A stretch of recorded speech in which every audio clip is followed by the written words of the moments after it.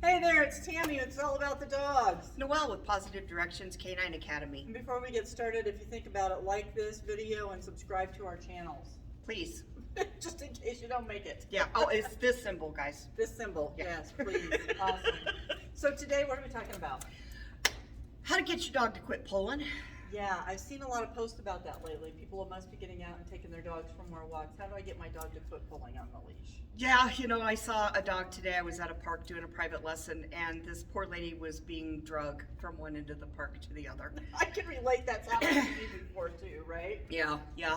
The first thing that you need to do is stop walking. There you go. If the dog's pulling, stop walking.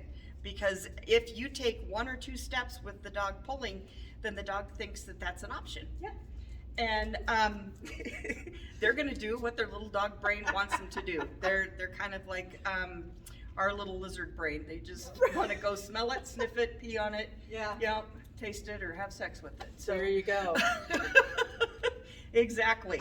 So stop walking and wait for your dog to sit beside you with a loose leash. Once you've got your dog on a loose leash, then you can start taking steps forward. Changing direction often is a great way to keep your dog with you, especially doing left turns. If you've got a dog who has a tendency to want to be out in front of you, doing left turns is a great way to keep your dog's attention and focus up on you. If you don't trip. Just Yeah, be careful exactly. when you do that. Exactly. Some don'ts that you don't want to do would be pulling back on the leash. Did you know that your dogs have an opposition reflex? That doesn't surprise me. Yeah. So you push into a dog, they lean into you rather than get out of your way kind of thing. Yeah. Well, we talked about that in the last video where we talked about the herding breeds, and if you move into them, they tend to go that way. Yeah. So if you're pulling on your dog, what your dog's going to do is pull back the other direction. It's kind of like you've engaged a tug of war. Push me, pull me. Yeah, exactly. And there's nothing fun about playing tug of war when you're trying to go for a walk. There's nothing fun about that at all. No, nothing fun about that at all. The next thing that you might want to think about is the equipment that you're using. Obviously, the equipment's going to give you the best control that there is out there, and we've got a video out there on collars that kind of goes into this, but the higher up on the neck the collar sits, the more control you're going to have over your dog. Right. When you start getting down into the neck, you can end up with injuries caused from pulling by putting too much pressure on your dog's trachea. Yeah. So we want to avoid that.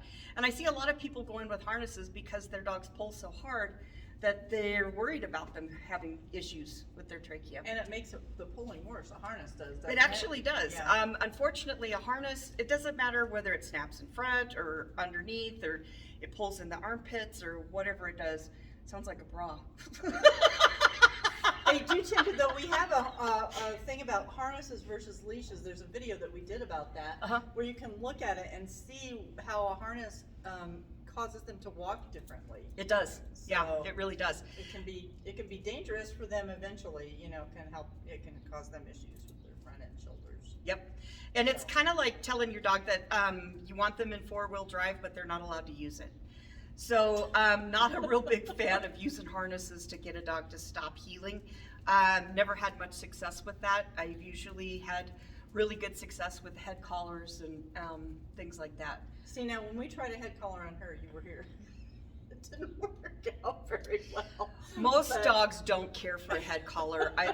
We just talked about bras a second ago, and I have to say that a head collar has to feel to a dog like my bra feels to me. Yeah. It's uncomfortable.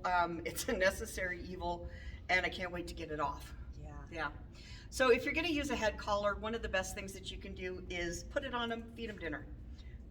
Put it on them, go outside and go play a game of fetch, or so they get used to give them something to chew on, yeah. so that they're associating the collar with something that's good.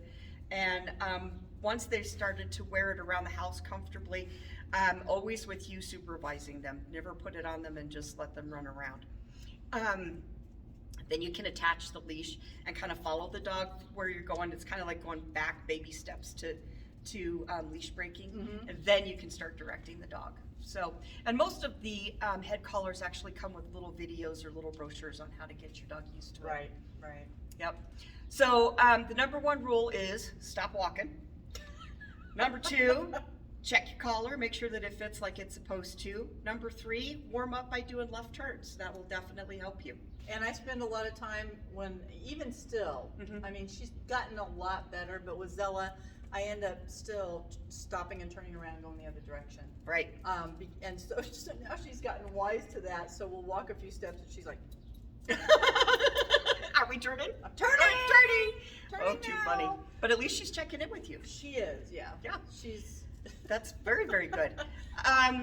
The next thing that I wanted to tell you is that it's really important that you manage your expectations. Yes. So I don't want you thinking that you're going to put on this magic collar and you're going to go out and you're going to go for a 2-mile walk and everything's going to be dreamy. It takes a while for your dog to figure out what it is that you're wanting them to do, especially if you've got a heavy duty puller.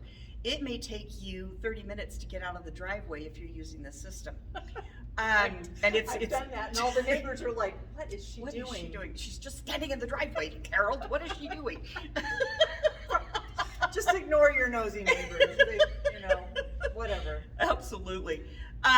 But if there's a consequence for pulling, and the consequence is always we don't get where we want to go, your dog's going to stop doing it. Okay, so it may mean that the first couple days that you go out to take your walks with your dog, you get your 1.5 miles in the driveway. But eventually your dog's going to start to check in with you more, and they're going to be better and better about it. Yeah. Right. So those are our tips on how to get your dog to stop pulling. If you've got any questions, please reach out. I'd be happy to answer any questions you might have. You can just put your comment below. Yeah. Give us a call if you're in Grand Junction. You want to come schedule a class with Noelle. She can teach you all about it. All about it. Yeah. Thank you guys so much for tuning in. Have a great day. Like our channel and subscribe. Please. Thanks.